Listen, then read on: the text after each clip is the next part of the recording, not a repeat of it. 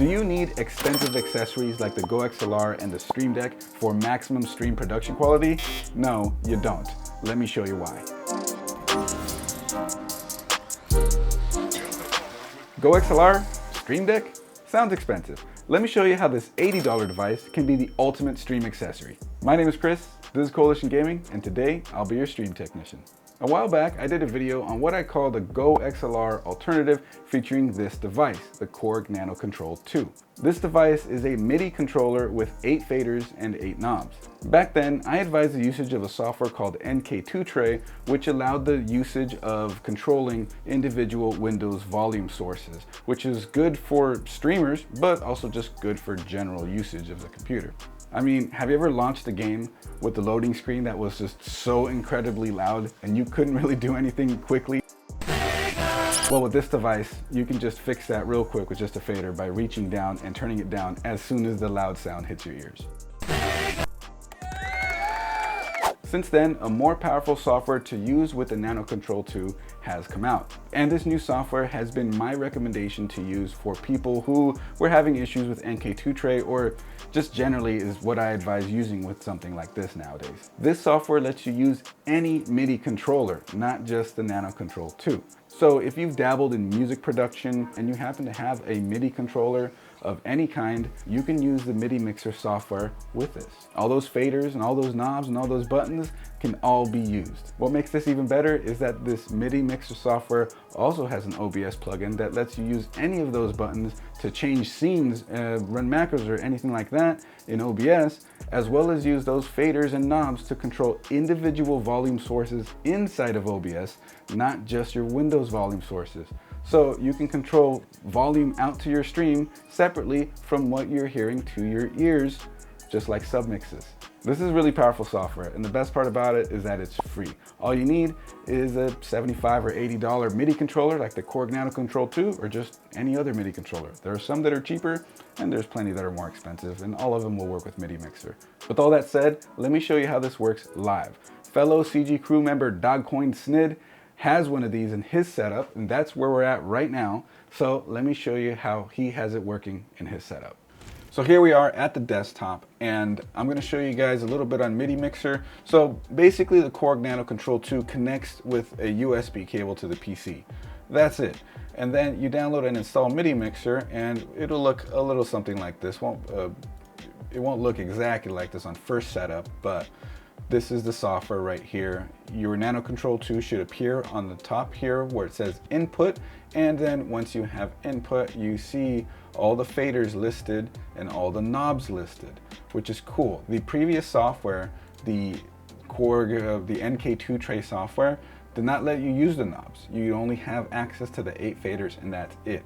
Midi Mixer is cool because you can use the 8 faders independently of all the knobs. So you can have different sources on the faders and different sources on the knobs, which, you know, now you have technically 16 ways to control volume sources, as you can see here.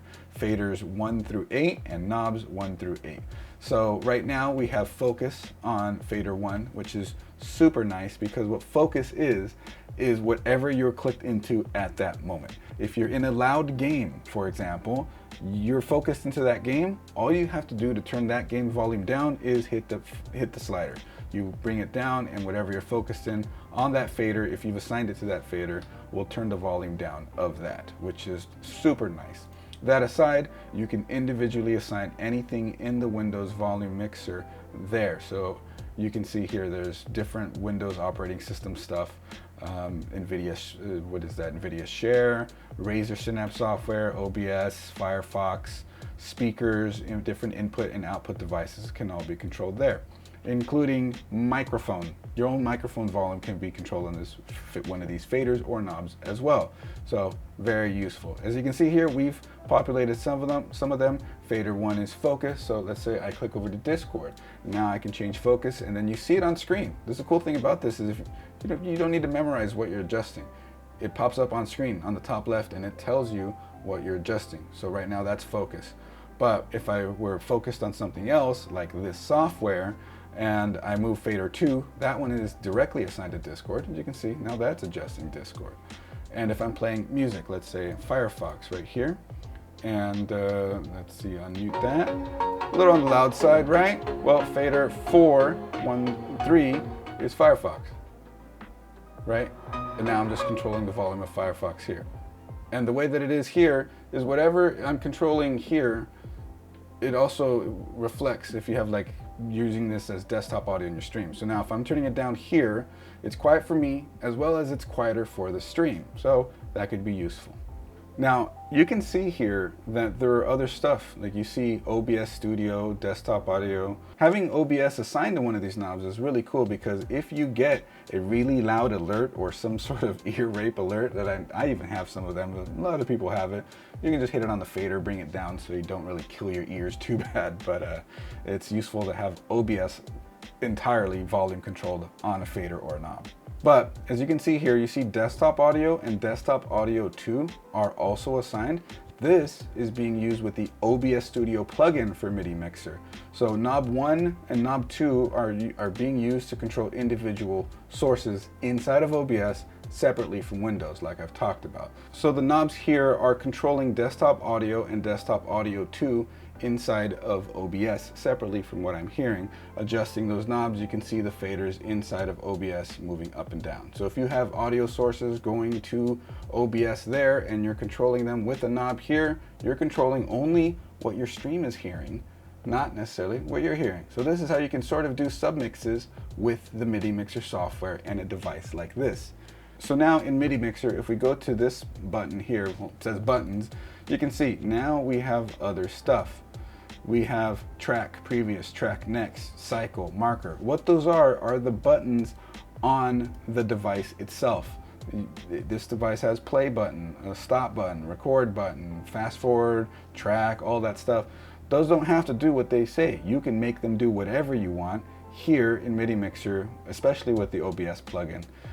But you can do other stuff like non-OBS plugin related, just what they can do default.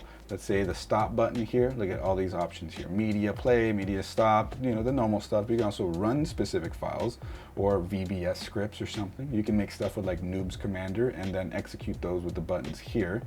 I'll leave a link to Nutty's video on that. Then you can even do key combinations, macros. You can use these as macro keys. So very useful there. But if you have the OBS plugin installed, you see all these other buttons here.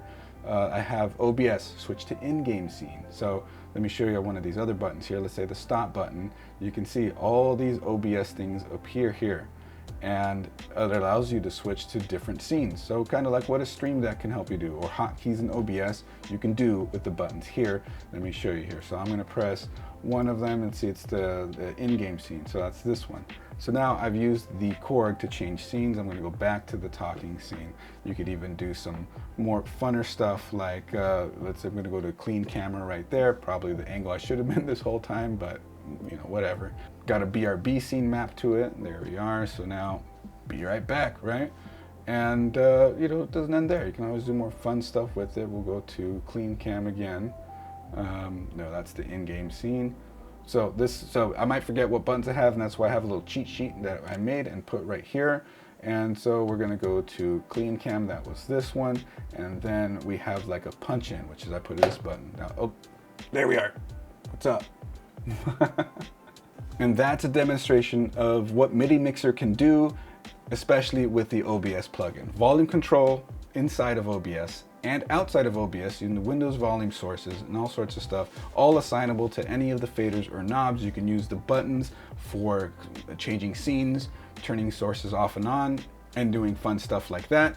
It's really awesome. But one of the things that could use some work is a more automated plugin install for the OBS plugin. So really quick, I'm going to show you how to install the plugin. It's really just drag and drop a couple of files. So all I did was Google Midi Mixer OBS plugin, and you can see it's the first result here at the top.